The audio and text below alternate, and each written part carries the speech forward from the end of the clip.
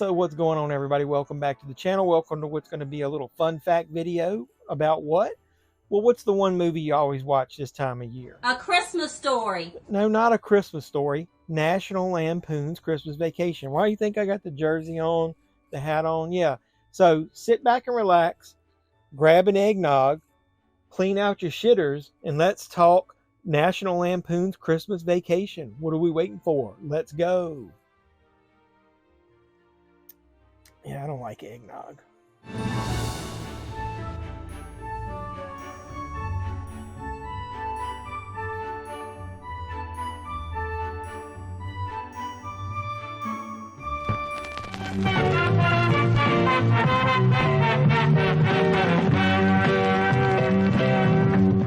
Ho, ho, ho! Merry Christmas, Clark.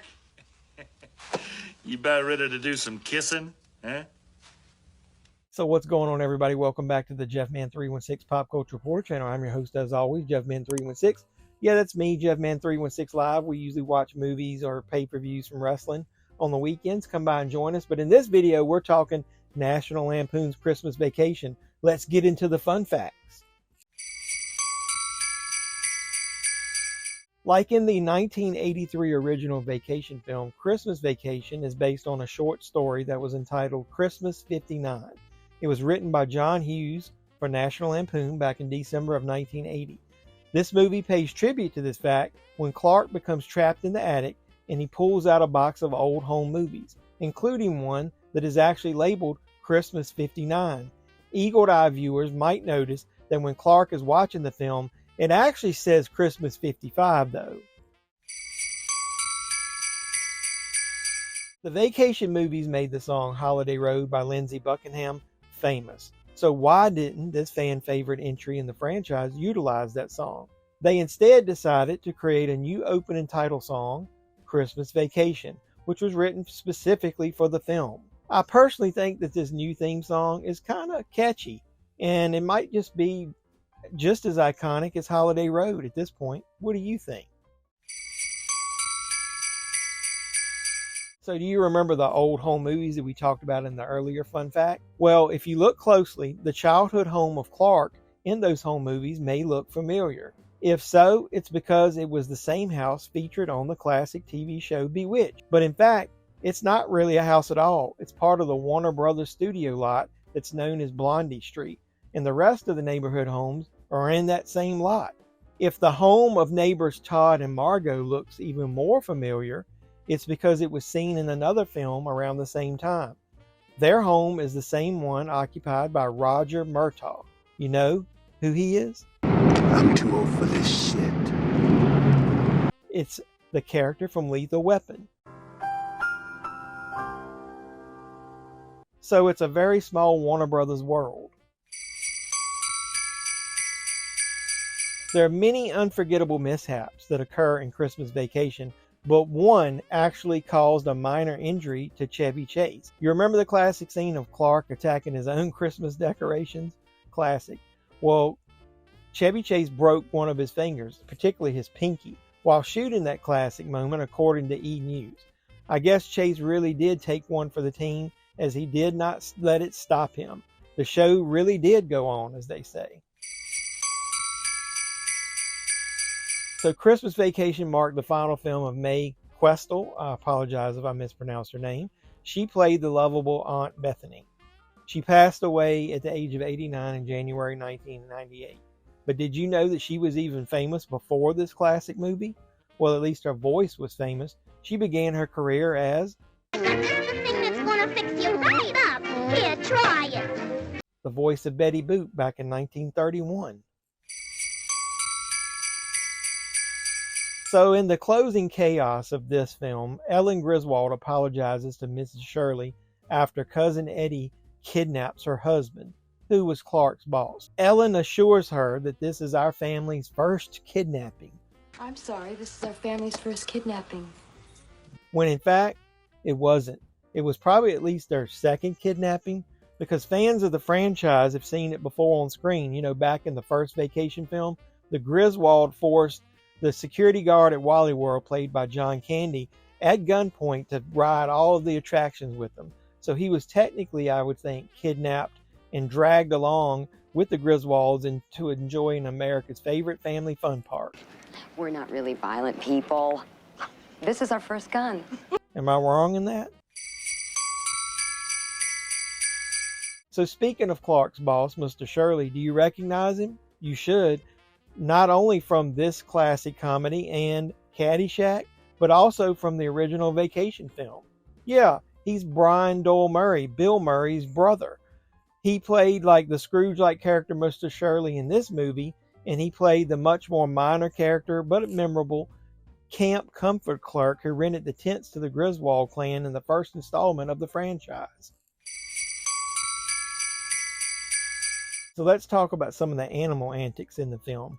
It wasn't until a survey of test audiences voted the scene in which the cat is electrocuted as one of the best in the film that the producers actually decided to keep it. I told you had too many plugs in one outlet. Oh, God. That thing had 9 lives. She just spent them all. Woo! The producers were originally worried that the infamous cat scene would upset people such as PETA, so they considered removing it. However, fans loved that scene so much that they decided to keep it in the movie after all. And before we move on to the next fun fact, let's not forget about the small squirrel who caused a lot of chaos. In preparation for that classic tree scene, the director told Rolling Stone that a trained squirrel was used. However, the animal died just days before the scene was going to be filmed. So an untrained squirrel had to be used, which made the chaos even more real for the entire cast and crew. So how about those sequels? Well, John Hughes himself was never a fan of sequels and was often very vocal about it, even though many of his movies spawned sequels. Hughes was given credit for writing European Vacation, but he claimed that it was only because he created the original characters used in the film. He did ultimately write the script for Christmas Vacation, but only because, and I quote him in saying, "The studio came to me and begged for another vacation movie, and I only agreed because I had a good story to base it on." Hughes once said in an interview, "But those movies have become little more than Chevy Chase vehicles at this stage. I didn't even know about Vegas Vacation until I read about it in the trades. Ever since it came out, people have been coming up to me with disappointed looks on their faces asking, 'What were you thinking?' I had nothing to do with that sequel, I swear." So if Hughes was not a fan of sequels, I hate to imagine what he thought of the stinker of a film entitled Christmas Vacation 2. Wait, what? You didn't know there was an actual sequel to this holiday classic?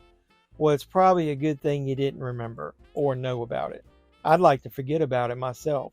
This made-for-television comedy premiered on December 20th, 2003 on NBC. The movie starred Randy Quaid, Miriam Flynn. They reprised their roles as Cousin Eddie and his wife Catherine. They even dragged Dana Barron along, who reprises her role of Audrey Griswold. She was actually the only actress to portray Audrey in multiple vacation films. Eric Idle also appeared as the English quote-unquote victim. He was a passenger on a plane. He was the bike rider from, European Vacation that Clark hit.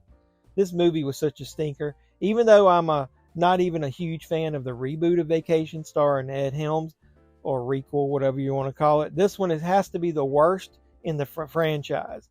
There's a DVD release of it, but no Blu-ray. So I don't even know if I would buy it and upgrade it. Speaking of what other people think about these films, even though Christmas Vacation has become a holiday classic, not every critic was a fan of this film when it was first released. You've seen me utilize clips from At the Movies with Siskel and Ebert in a lot of my intro videos. That's why they didn't go on vacation here, but I wish the movie had gone a little bit more somewhere than where it went. Well, Roger Ebert did not care for this film at all, and it just goes to show you that you should be your own critic and not always base your opinion on what others think. Like me. So let's talk about even more vacations. The Griswold adventures did not end with Christmas Vacation. We obviously had the entire family return to go on vacation in Vegas. And then an adult Rusty Griswold came back and took us back to Wally World. Well, Clark and Ellen have even reprised their roles over the years in several short commercials and online shorts, but nothing is felt as warm, funny, and charming as the original Christmas Vacation. With the popularity of this comedy classic, why would they not have revisited the lovable Griswolds in this form again? Well, they actually tried to get a television spinoff created just a few years ago, with Johnny Galecki reprising his role as Rusty from Christmas Vacation. The series has remained in development hell, though, over the past few years, and it was even attached to HBO Max at one point. Nothing new has developed with the series, but this proves there is still interest within Warner Brothers to once again go to the Griswold well once and for all, until it runs dry.